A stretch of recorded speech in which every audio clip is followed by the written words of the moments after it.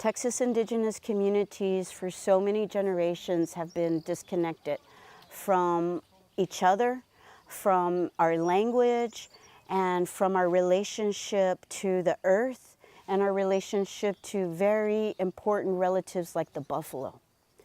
And so it was that hunger that I was feeling, and I know that other Indigenous people in Texas and probably around Turtle Island have also been experiencing.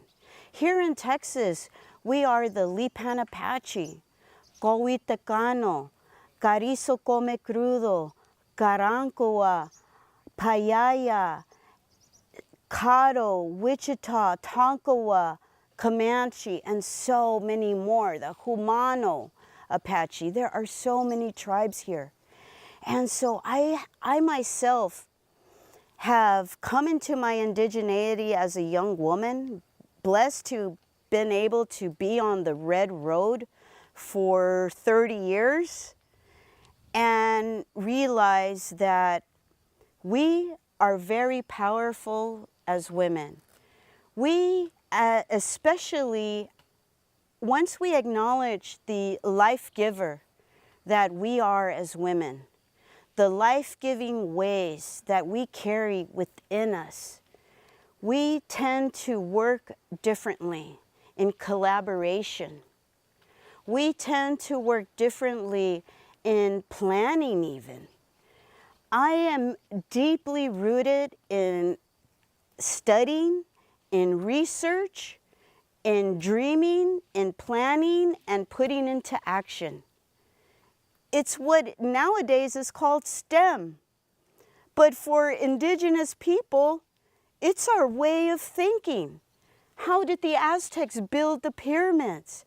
How did groups of women put together our homes and our shelters, our teepees or our wickiups that are very geometrical and have to be put together so sturdy that your family is safe during high winds and storms and rains.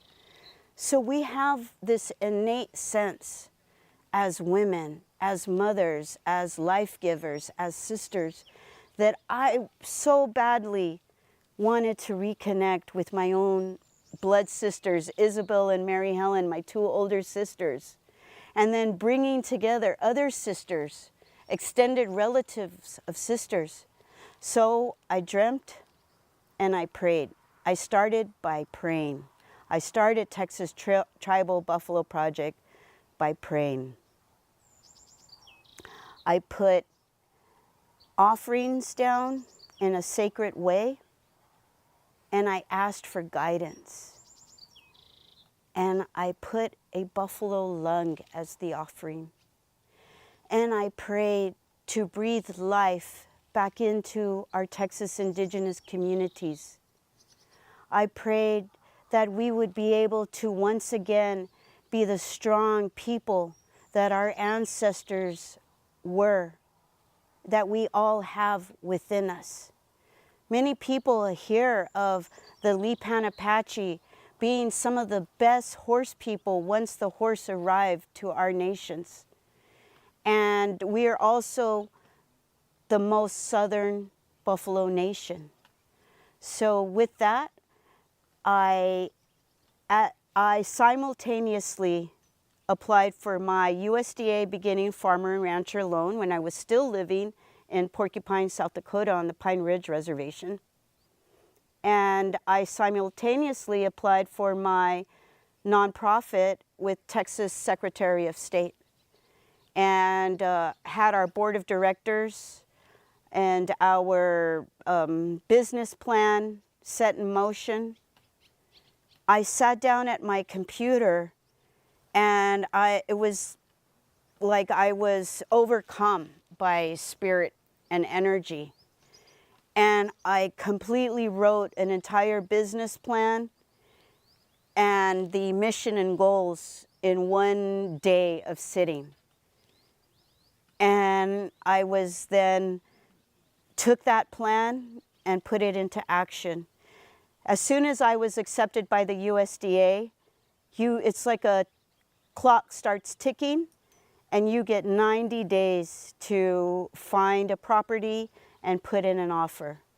So I made it like a job, and I traveled back home, and for 2 weeks straight, I searched for a property.